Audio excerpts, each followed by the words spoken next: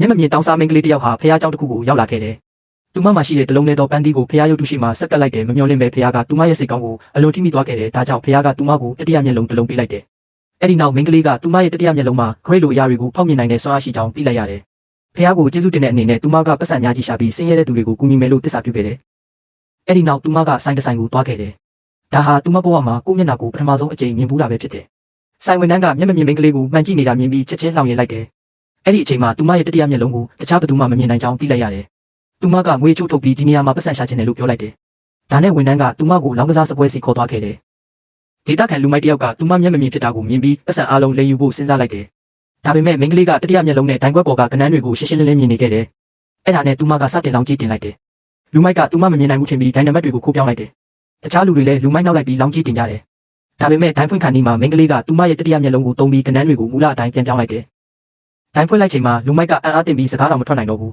။ဘာဖြစ်သွားလဲဆိုတာဘယ်သူမှမသိခဲ့ကြပေမဲ့မင်းကလေးကဒီအချိန်မှာငွေအများကြီးအနိုင်ရသွားတယ်။ဒါပေမဲ့လူမိုက်ကမရှုံးချင်ပဲနောက်တစ်ပွဲထပ်ကစားဖို့စင်ခေါ်လိုက်တယ်။မင်းကလေးကသဘောတူလိုက်ပြီးသူမမှာရှိတဲ့ငွေအလုံးကိုလောင်းကြည့်တင်လိုက်တယ်။သူမကတတိယမျက်လုံးနဲ့ဒိုင်ကနန်းတွေကိုထပ်ကြည့်လိုက်တယ်။ပတ်ဝန်းကျင်ကလူတွေကလည်းသူမမျက်မမြင်ဖြစ်တာကိုအခွင့်ကောင်းယူပြီးခိုးကြည့်ကြတယ်။မင်းကလေးကသူတို့ကိုဒီအချိန်မှာမလောင်းဖို့ကောင်းကောင်းသတိပေးခဲ့ပေမဲ့ဘယ်သူမှနားမထောင်ခဲ့ကြဘူး။အစားလူမိုက်နောက်လိုက်ပြီးပတ်စံအလုံးလောင်းလိုက်ကြတယ်။ဒီအချိန်မှာလူမိုက်ကဒိုင်နမတ်တက်ထွက်မယ်လို့ခံမှန်းလိုက်တယ်။ဒါပေမဲ့မင်းကလေးကဒီအချိန်မှာဘာကနန်းမှထွက်မှာမဟုတ်ဘူးလို့ပြောလိုက်တယ်။ဒါကိုကြားတော့လူတိုင်းရင်မောကြတယ်။ဒါပေမဲ့ဒိုင်ခွက်ဖွင့်လိုက်တဲ့အချိန်မှာဒိုင်တွေဟာအရှိန်ပြင်းပြင်းလဲနေပြီးကနန်းတွေတောင်အကုန်ပြတ်သွားခဲ့တယ်။ဒီတစ်ချိန်လဲမင်းကလေးကထပ်ပြီးအနိုင်ရသွားတယ်။ဒါပေမဲ့လူတိုင်းကသူမလိမ်လည်ထားတယ်လို့ထင်ပြီးဆိုင်ရှင်ကိုခေါ်လာကြတယ်။သူတို့ကမင်းကလေးကိုဆိုင်ထဲကနှင်ထုတ်ချင်နေကြတယ်။ဒါပေမဲ့ဆိုင်ရှင်ကမင်းကလေးရဲ့မျက်စိပိတ်ဝတ်ကိုဖြုတ်လိုက်တဲ့အချိန်မှာတော့